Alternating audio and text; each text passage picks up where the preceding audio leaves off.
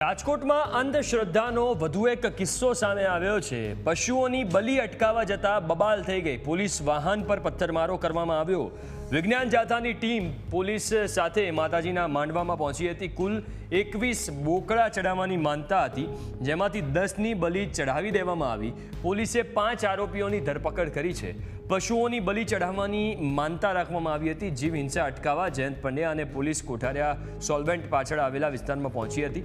પશુ બલિની ઘટના સામે આવતા સવાલો સ્વાભાવિક રીતે થઈ રહ્યા છે કે 21મી સદીમાં હજુ પણ લોકો કેમ અંધશ્રદ્ધાનો શિકાર થઈ રહ્યા છે, અંધશ્રદ્ધામાં આટલું માની રહ્યા છે।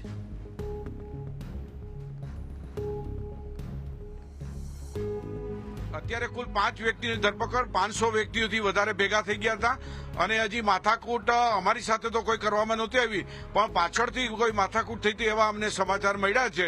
અમારી સામે કોઈએ જીભાજોડી પણ કરેલી નહોતી, કારણ કે જાથા છે એ કાયદામાં જ વાત કરતા હતા।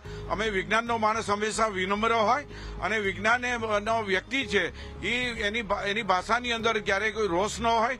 અમે એને સમજાવતા હતા કે હવે આ પશુ બલિ અટકાવો અને ખાસ કરીને જીવ હિંસા અટકાવો એ જરૂરિયાત છે એવી સમજ આપી હતી।